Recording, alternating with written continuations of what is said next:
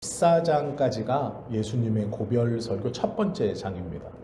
그래서 이 14장까지를 저녁 드시는 자리에서 저녁을 드시고 함께 말씀을 나누신 거고요. 14장 마지막 구절인 31절에 보시면 오직 내가 아버지를 사랑하는 것과 아버지께서 명하신 대로 행하는 것을 세상이 알게 하려 함이로라 라고 말씀하시면서 식사 자리에서 하셨던 모든 말씀을 해주신 이유에 대해서 설명하시고 제자들을 보고 뭐라고 말하시냐면 일어나라, 여기를 떠나자 이렇게 말씀합니다. 여기를 떠나자라고 말씀하신 그 가지가 고별 설교 첫 번째였고, 그 식사 자리를 나오셔서 지금 어딘가로 가시면서 고별 설교 두 번째 말씀을 하시는데 뜬금없이 포도나무 비유를 말씀하세요. 이렇게 말씀하신 이유가 있어요. 이게 왜 그러냐면요, 지금 예수님께서 예루살렘 어느 집에서 나오셔서 기도하시러 겟세마네 동산 쪽으로 가시는 거거든요. 그런데 그 예루살렘 모든 곳, 예루살렘 성내 어떤 것이든 자기가 있던 곳에서 머리를 뒤로 돌리면 아주 크고 화려한 두 개의 건물이 보입니다. 하나는 왕궁이고 하나는 성전이에요. 그런데 예수님께서 포도나무의 비유를 말씀하신 이유가 있어요. 우리는 그냥 뜬금없이 저녁 드시고 고별 설교를 하시고 이제 겟세마네 동산으로 가시는 그 중에 예수님께서 포도나무의 비유를 뜬금없이 하시나 보다, 그게 아니에요. 왜 그러냐면 요세푸스라는 역사학자가 쓴 유대 전쟁사에 보면 이렇게 예루살렘 성전에 대해서 설명하는 구절이 있어요. 뭐라고 되어 있냐면 본성전 내부로 들어가는 문은 전체가 금으로 입혀져 있었다. 주위 벽 전체도 마찬가지였다. 그러니까 성전 입구가, 큰 그 성전 입구가 다 금박으로 되어 있던 거예요. 그리고 그 벽도 금박으로 되어 있어요. 그런데 그렇게 끝이 아니고 그 위로, 그 문 위로 뭐가 있었냐면 황금 포도나무가 있었는데 여기에는 사람 키 정도 되는 포도송이가 달려 있었다. 이게 요세푸스가 쓴 유대 전쟁사에 예루살렘 성전을 보고 그 성전이 어떻게 생겼는지를 기록한 내용이에요. 그러니까 지금 예수님이 예루살렘 어떤 집에서 식사하시고 제자들하고 겟세마네 동산을 향해 가시기 위해서 일어나라, 여기서 떠나자 이렇게 말씀하시고 가시다가 성전을 보신 거예요. 예수님이 성전을 보니까 제자들도 예수님이 보시는 성전을 봅니다. 그러면 그때 뭐가 보였을까요? 황금으로 된 큰 성전 문, 그리고 그 황금으로 덧입혀진 주변 벽, 그리고 그 성전 문 위에 있는 포도나무 모양과 그 포도나무 모양에 딸려 있는 사람 크기만한 포도송이의 조각을 본 거예요. 이해가 되시죠? 그리고 예수님이 뭐라고 말씀하시냐면 포도나무 비유를 말씀하시는 거예요. 그러니까 그냥 하시는 게 아니고 이제 연관성이 있어요. 그러면 이스라엘 사람들은 왜 성전을 지으면서 성전 입구에다가 포도송이를 조각해 놨을까? 그것을 알아야죠. 무화과나무도 있고, 뭐 예루살렘이라 그러면 양도 있고 별도 있고 우리가 생각하는 하나님을 상징할 수 있는 뭐 여러 가지 것들이 있잖아요. 그런데 포도나무를 거기에 크게 조각해 놓고 또 그 포도나무의 포도송이를 사람 크기만하게 멀리서도 볼 수 있게 조각해 놓고 황금으로 다 도배를 해놨어요. 금박을 해놓은 거예요. 왜 그랬을까? 이게요, 이스라엘 백성들이 사모하는 말씀 때문이에요. 이게 무슨 말씀이냐면 이사야서 말씀이에요.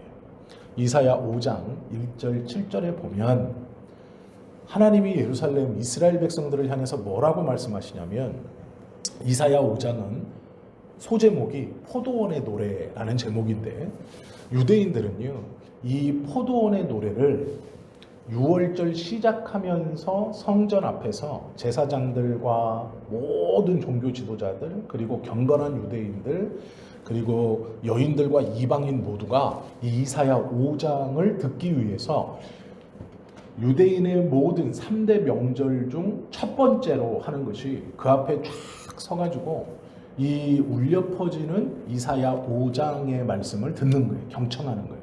그 말씀이 뭐냐? 이 포도원의 노래라고 하는 건데 내용을 요약하면 이렇습니다. 하나님이 농부시고 그 농부가 포도나무를 심었어요. 그리고 거름도 주고 물도 주고 열심히 가꾸었습니다. 그래서 농부가 이 포도나무를 잘 키우고 가꾸면서 포도 열매를 얻기를 원했어요. 좋은 극상의 포도 열매를 이 농부가 열심히 농사를 짓고 하면서 기대했어요.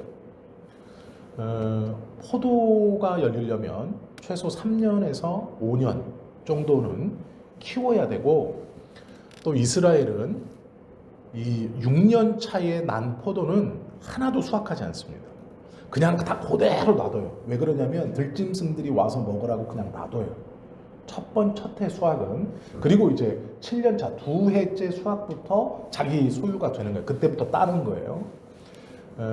농부가 하나님이라고 비유되어 있고 포도나무를 심었어요. 그러면 유대인들이 생각할 때 이 포도나무는 이스라엘이에요. 자기들을 뜻하는 거예요. 그래서 하나님이 자기들을 잘 섬겼어요. 그런데 이사야서는 그렇게 끝내지 않고 어떻게 끝내냐? 농부가 그렇게 심혈을 기울여 포도나무를 잘 키웠는데 포도 열매가 맺혔어요. 그런데 그 포도 열매가 맺혔는데 뭔 포도가 맺혔냐? 들포도가 맺혔어요. 이 들포도가 뭐냐면, 포도라는 것이 원래 달고 이렇게 막 해야 되는데 시고 쓰고 이걸 들포도라 그래요. 이거는 사람이 못 먹는 거예요. 짐승들도 안 먹어요. 그러니까 이 들포도가 열린 거예요. 그래서 이 농부가 어떻게 하느냐? 이 포도나무를 찍어버려요. 그러면 이건 비극이잖아요. 그런데 포도나무를 찍어버리면서 끝내는 게 아니라 내가 포도나무를 다시 심어서 아름다운 열매를 맺힐 때까지 내가 다시 할 것이고, 진짜 포도나무, 정말 아름다운 포도나무를 다시 내가 잘 키우겠다, 이런 약속이 있어요. 그래서 이스라엘은요, 자신들의 잘못, 정확히 말하면 자신들의 조상들의 잘못을 기억하고 하나님께서 그 포도나무 밭을 확 다 태워버리면서 황폐하게 하셨지만 결국 다시 포도나무로 회복해 하시고 아름다운 열매를 주실 것이라는 것을 기대하면서 그 포도나무를 장식해 놓은 거예요. 그러니까 이게 무슨 소망이냐면, 결국 하나님이 이스라엘을 복주고 이스라엘과 함께 하시고 이스라엘이 참 포도 열매를 맺게 하신다, 그 약속을 기억하는 것이 성전 입구 위에다가 포도나무 모양을 조각해 놓은 이유입니다. 그걸 기다리는 거예요. 그 말씀. 이사야서 5장에 있는 스토리, 그 이야기의 말씀을 기억하고 하나님께서 회복하겠다 하는 그 희망을 가지고 그 성전에다 포도 조각을 해 놓은 거예요. 포도나무와 이 포도송이를. 예수님께서 그걸 보시고 뭐라고 말씀하시냐? 내가 참 포도나무다, 이렇게 말씀해요. 이게 놀라운 말이에요. 왜 그러냐면, 우리가 생각할 때는 유대인들은 지금까지 이스라엘을 아브라함의 후손인 자신들로 생각했어요. 그래서 하나님이 자신들을 통해서 하나님의 나라를 꽃피울 것이라고 자신들을 믿고 있었어요. 그래서 성전에다가 큰 포도나무를 조각해 놓고 거기에다가 사람 키만한 포도송이도 조각해 놓고 귀하다는 금으로 덮어 놓은 거예요. 금박으로. 그런데 예수님이 뭐라고 말하느냐? 참 포도나무, 하나님이 회복하실 참 포도나무는 나다, 이렇게 말하는 거예요. 유대인이 아니고 너희들이 아니고 진짜 하나님이 회복시키고 포도송이를 얻으려고 하는 그 하나님이 돌보시는 포도나무, 그건 아브라함의 후손인 너희들, 이스라엘이 아니고 나라고 말씀하시는 거죠. 내가 참 포도나무, 들포도나무 말고 참 포도나무. 하나님이 원하시는 달고 크고 맛있고 나그네를 소생케 하고 하나님의 백성들과 등짐승들을 배부르게 하고 갈증을 해소시켜주고 그 잉여물로 여러 가지 것들을 할 수 있는 귀한 참 포도나무, 그게 너희가 아니라는 말이에요.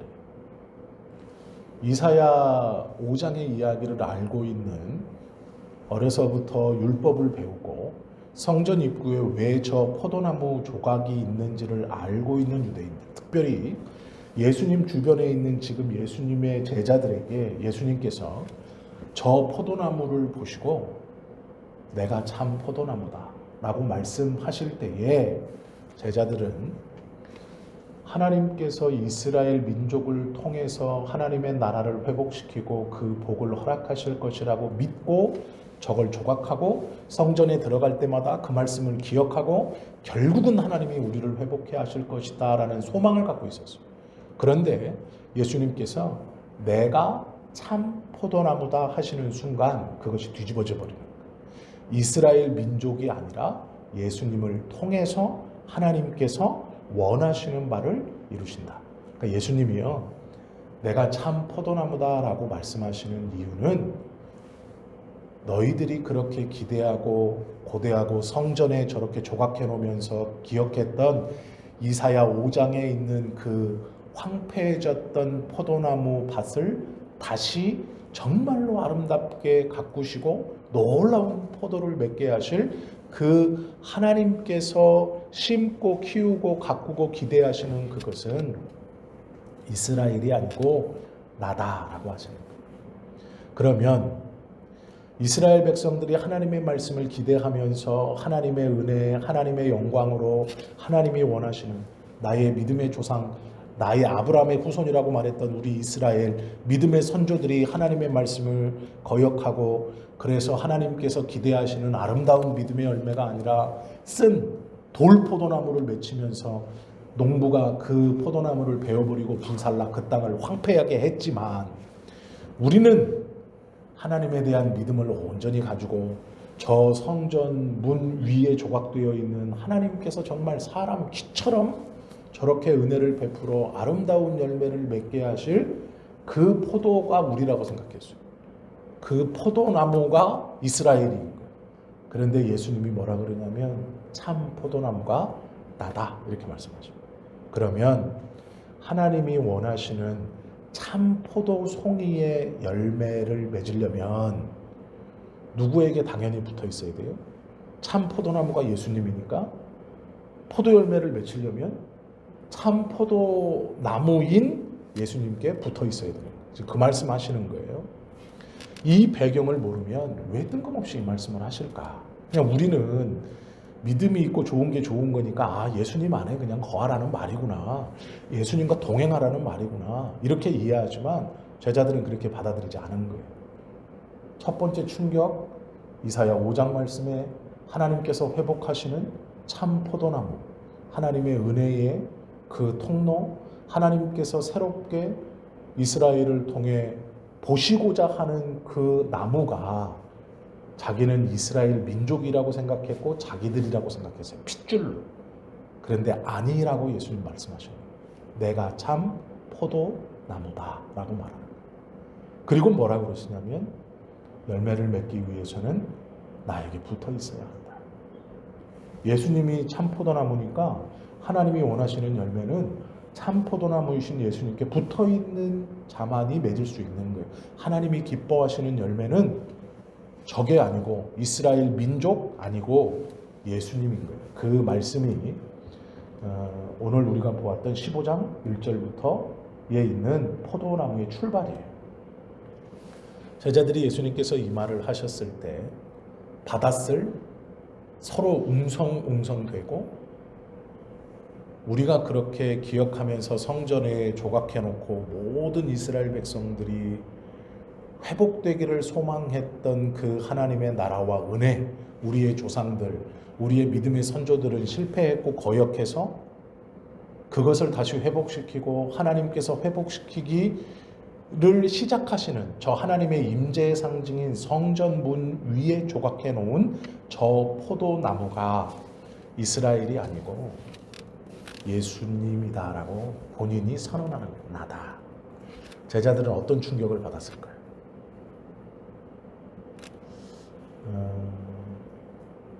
이 이사야서의 이야기를 알고 있는 제자들, 또 어려서부터 저 성전을 들락날락거리면서 그 성전 위에 조각되어져 있는 금으로 덮여 있는 저 포도나무와 포도송이를 보면서 하나님께서 약속해 주신 회복, 그것이 언젠가는 우리들을 통해서 이루어질 것이라고 기대하며 그 성전을 왔다 갔다 했고, 그 성전을 바라보며 그 말씀을 기억했던 이스라엘의 모든 사람들에게 지금은 예수님이 12명의 공동체이고 소수의 무리지만 그들에게 뭐라고 가르쳐 주시는 거냐면, 저 포도나무는 나다, 이렇게 말하는 거예요. 이스라엘이 아니고 하나님께서 내가 다시 회복하겠다 라고 말씀했던 건 패역하고 어기고 쓰고 쉬고 사람과 동물 그 어느 곳에도 쓸모없는 돌포도 송이를 맺히는 이스라엘이 아니라 예수 그리스도를 통해서 회복시키겠다라고 말씀하신다는 거예요. 제자들은요, 첫 번째는 이스라엘이 아니야? 라는 것에서 충격이고, 두 번째는 회복이 이스라엘이 아니고 예수 그리스도를 통해서 이루어지는 것이야 라는 거예요. 이 두 가지가 제자들이 받았던 충격이에요. 근데 예수님 뭐라고 말씀하세요? 2절, 물은 내게 붙어 있어 열매를 맺지 아니하는 가지는, 붙어는 있지만 열매 맺지 못하는 게 아니고요, 열매 맺지 않는 것이에요. 예수님이 참 포도나무인데 붙어는 있어요. 그런데 열매 맺지 아니하는, 열매 맺지 못하는 게 아니고 열매 맺지 아니하는. 믿음이라는 것은요, 입으로 떠든다고 하나님의 백성이 되는 게 아니에요. 내가 예수님 믿습니다, 하나님 믿습니다 라고만 한다고 하나님의 은혜가 우리의 삶에서 자연스럽게 맺혀지는 것이 아니에요. 이 말씀을 가만히 보시면 그것을 제거해 버리고, 무릇 열매를 맺는 가지는 더 열매를 맺게 하려 하여 그것을 깨끗하게 하시느니라 말씀하세요. 열매를 맺는다는 것은 입으로 하는 게 아니고요, 삶으로 하는 거예요. 살아가는 모양으로 그 포도 송이를 보여주는 거예요. 3절 보시면 너희는 내가 알려준 말로 이미 깨끗하여졌으니, 제자들에게 이미 내가 일러준 말이 있어요. 그게 13장 14장의 말씀이에요. 세족식을 거치면서 예수님께서 제자들에게 가르쳐 주셨던 말씀이에요. 그 말씀을 통해서 너희는 이미 깨끗하게 되었다. 무슨 말이냐? 너희는 열매를 맺을 수 있다는 말이에요. 제자들에게 너희는 이미 내가 일러준 말로 깨끗하게 되었으니, 열매를 맺은 포도송이를 농부이신 하나님이 더 많은 열매를 맺게 하기 위해서 깨끗하게 해주신대요.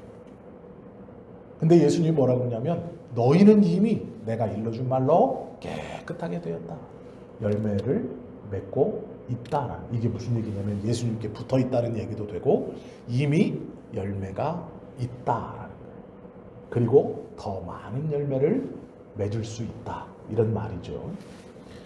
내 안에 거하라. 나도 너희 안에 거하리라. 그래서 붙어 있자 이 말이죠. 가지가 포도나무에 붙어 있지 아니하면 스스로 열매를 맺을 수 없음같이 너희도 내 안에 있지 아니하면 그러하리라.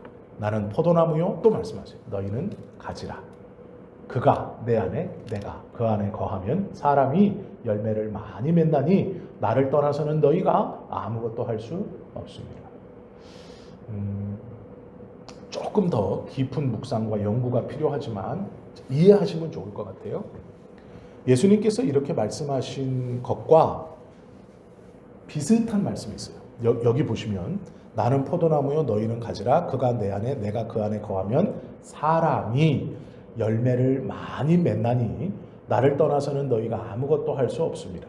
사람이 내 안에 거하지 아니하면 가지처럼 밖에 버려져 마르나니 사람들이 그것을 모아다가 불에 던져 사르느니라. 요 이야기를 가만히 보면요, 제자들이 지금 이것을 참 천천히 제가 설명을 드릴게요.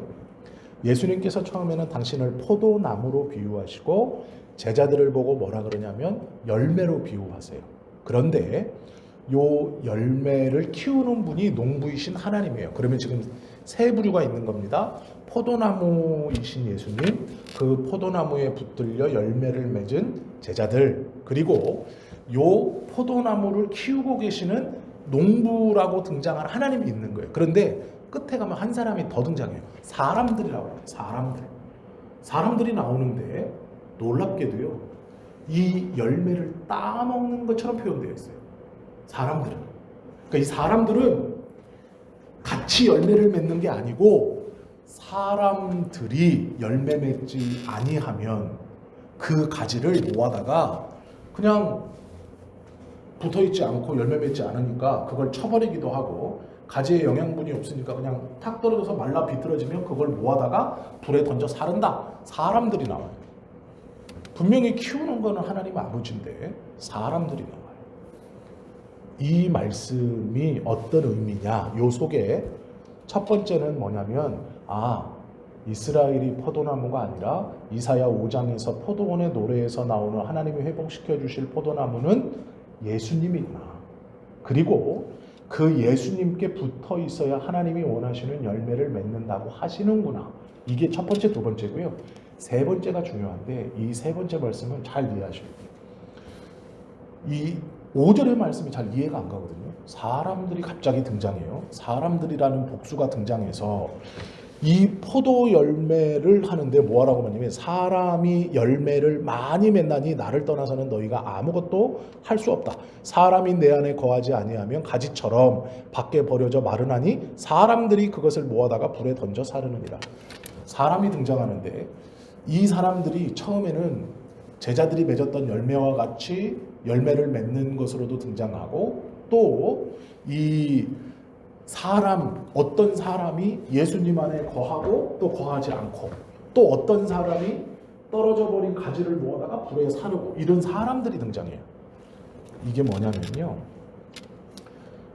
믿는 자가 예수님에게 붙어 있어 열매를 왜 맺느냐? 사람들 때문에 맺는다는 거예요.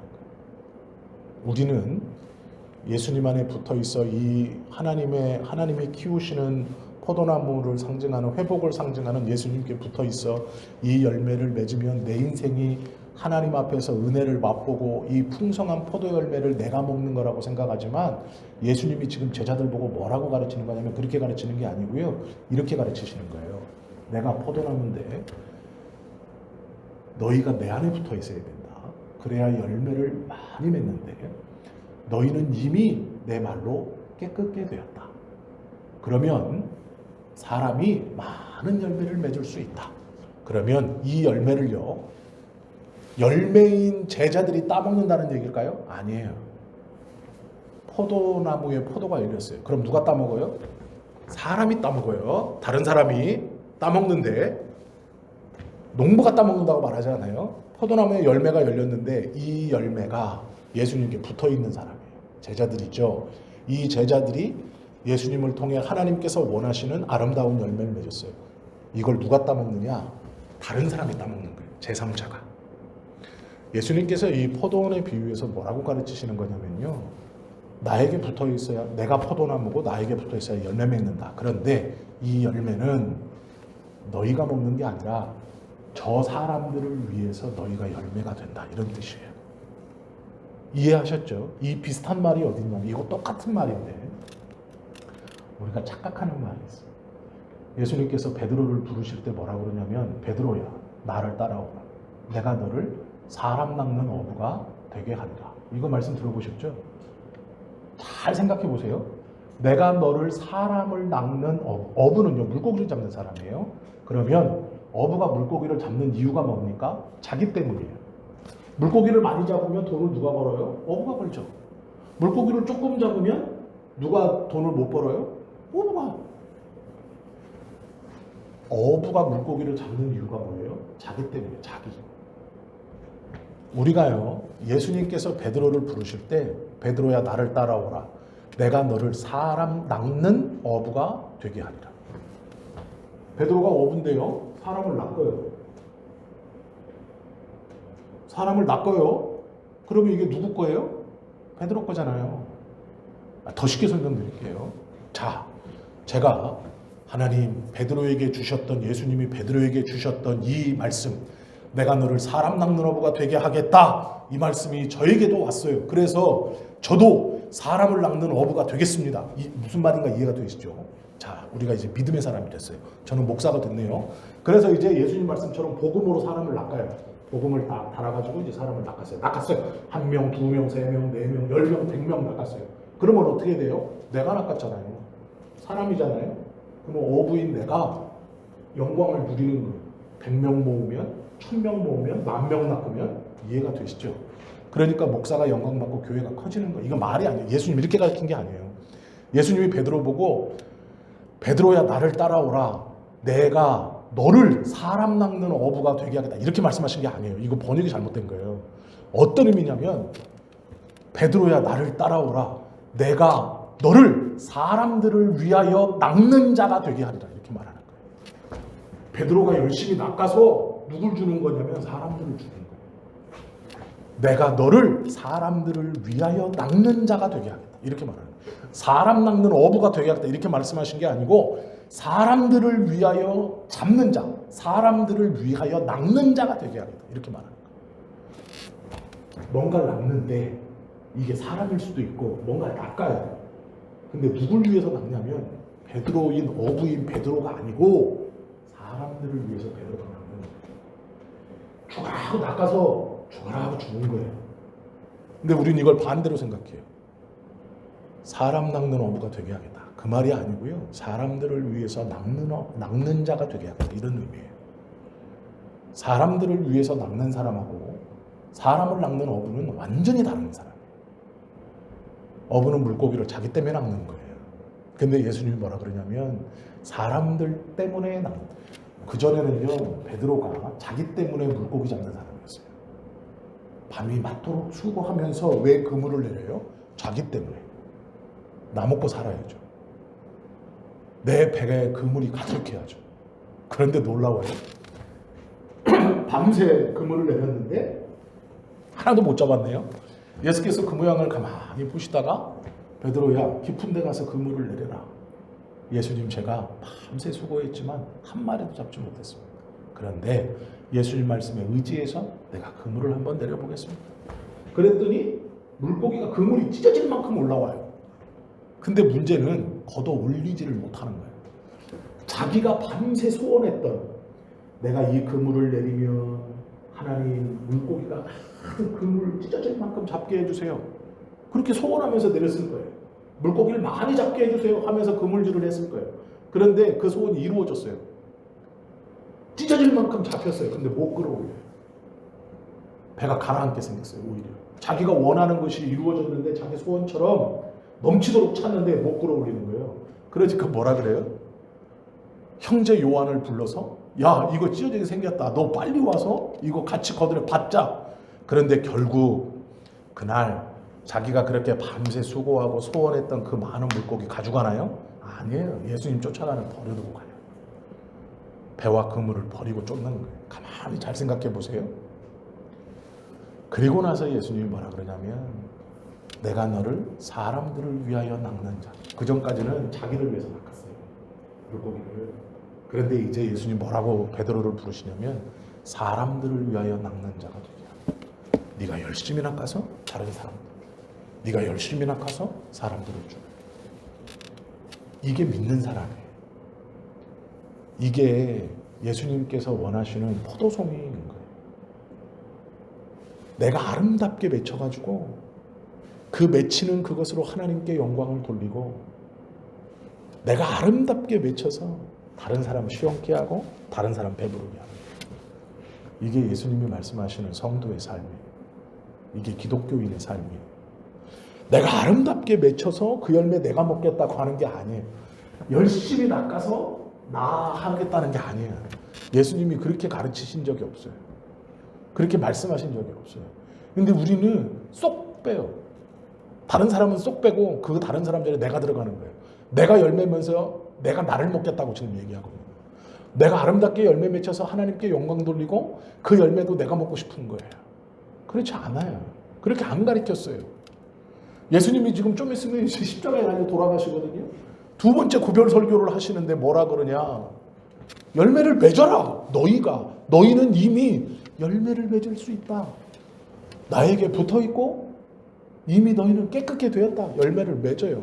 그런데 뜬금없이 그 열매를 기다리는 다른 사람들이 쓱 등장해서 열매도 못 맺는 가지는 얼른 주워가지고 불에다 던져요. 불에 던지고 끝나느냐? 그게 아니에요. 와서 그 열매를 맛보기 위해서 기다리는 거예요. 예수님께서요, 제자들을 향해서 베드로를 부르실 때도 지금 십자가를 지시기 직전에 이 고별 설교에도 열매를 왜 맺는가에 대해서 제자들에게 말씀하시고, 제자들이요 한껏 부풀어 있었던 이 마지막 저녁이에요. 왜요? 자기들 생각에는 예루살렘 입성하면서 환호성도 받았고 온 성내가 들썩들썩 할 만큼 예수님을 환영했고 호산나 다윗의 자손이요 막 환호했거든. 이제 곧 왕이 될 것 같아. 근데 예수님이 놀라운 말도 해요. 너희가 나를 따라오고자 하나 따라오지도 못하고 너희가 나를 알아보지도 못하고 내가 너희를 모른 척하면 너희들은 아무것도 할 수 없는 일이 있고 내가 가나 너희가 어디로 가는지 왜 가는지도 모를. 그리고 내가 아버지께 영광을 받아서 돌아올 것이다. 이제 왕 되는구나. 이제 우리가 그렇게 쫓아다녔던 소원이 이루어지는구나. 내가 높은 자리에 올라가는구나 했던 그날 저녁에. 그런데 예수님이 이제 저녁 드시는 자리를 떠나서 성전을 보시고 뜬금없이 내가 포도나무다 라고 말씀하죠. 거기서 첫 번째 놀라는 거예요. 내가 내 안에 붙어 있어야 열매를 맺는다. 그게 두 번째. 그런데 놀라운 게 세 번째. 열매를 아름답게 맺는 것으로 하나님께 영광을 돌리는 것이 너희의 전부고 다른 사람이 하나님의 은혜로 맺힌 너희를 먹는 거예요. 쉬운 말로 너희는 다른 사람을 위해서 하나님의 은혜를 붙들고 있다 라고 말씀하시고 가르쳐 주시는 거예요. 그것이 예수님의 고별설교, 제자들을 향한. 그런데 놀라운 것은요, 제자들이 이 말을 못 알아들었어요. 그런데 오순절 마가의 다락방에서 성령을 체험한 이후에 제자들의 삶을 보면 하나같이 다른 이들을 위해서 살아요.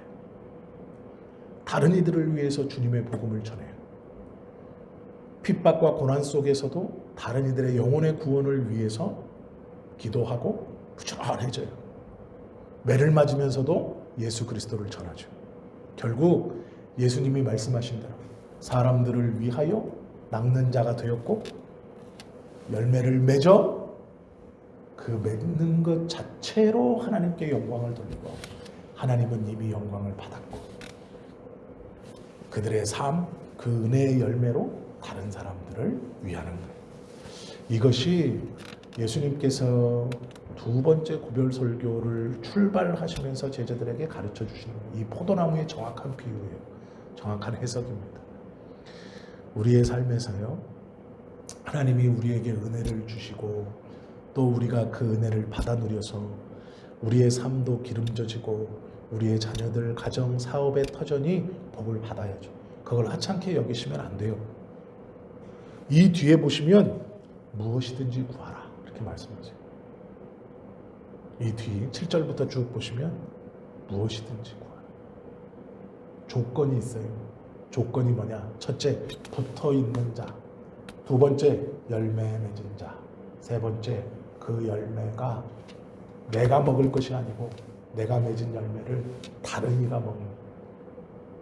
그때 너희는 무엇이든지 구하면 내가 그대로 주리라. 너희가 내 안에 거하고 내 말이 너희 안에 거하면 무엇이든지 원하는 대로 구하라. 그리하면 이루리라. 예수님의 말이 뭐예요? 열매 맺어라. 그리고 그 열매는 다른 이가 따먹는다. 우리는 여기까지, 여기로 여기 아름답게 맺는 것으로 하나님께 영광을 돌리는 은혜를 머금고 있는 그 탐스러운 포도송이가 되는 것까지. 열매를 먹는 건 그 열매를 먹고 시원하고 갈증이 해소되고 배가 부르고 소생하고 그런 것은 다른 사람 몫이에요. 하나님이 예비해 둔 어떤 사람? 다른 사람 몫이에요. 그건 우리가 관여할 게 아니에요. 그런데 그러면 무엇이든지 구하는 대로 주시겠다라고 말씀합니다. 조건이 내 말이 너희 안에 거하며. 무턱대고 그냥 기도하면 다 응답된다고 생각하시면 안 돼요. 믿는 자의 삶은 다른 일을 위해 사는 사람이에요. 우리의 은혜는 다른 일을 시원케 하고 다른 일을 배부르게 하기 위해서 하나님의 은혜를 꼭 머금고 있어야 되는 자예요. 예수님께서 잡히시기 전날 밤 제자들에게 주셨던 두 번째 아주 중요한 이 고별설교의 출발은 제자들에게 무엇이 제자의 삶인가, 무엇이 믿는 자의 삶인가에 대해서 짧지만 아주 강하게 말씀하시는 거예요. 우리가 오늘 이 말씀을 함께 나누었으니 우리도 이 말씀을 듣고 있는 제자들처럼 그렇게 하나님께서 예비해 놓으신 온전한 성도의 삶, 그러기 위해서는 우리가 먼저 아름다운 포도송이가 돼야 되겠죠. 은혜를 잘 머금고 있는. 그러나 혹 그 은혜가 우선은 나의 삶이 아니고 우선은 다른 누군가, 내 옆에 있는 믿음의 누구 아니면 내 누구, 하나님께서 좀 다른 곳에 그렇게 하신다고 하여도 절대로 낙심하거나 서운해하실 필요 없어요. 예수님의 말씀을 기억하고 믿는 자의 삶이 그런 것이구나 라는 것을 받아들이고, 그것을 받아들이고 인정한 자의 기도를 들으신다는 것, 우리는 그걸 기대하면 됩니다. 오늘 이 저녁에는 그렇게 기도하고 그 마음을 품었으니 하나님께서 이 기도를 들어주신다는 확신과 믿음으로 나아가시기를 예수님의 이름으로 축원합니다. 잠시 기도드립니다.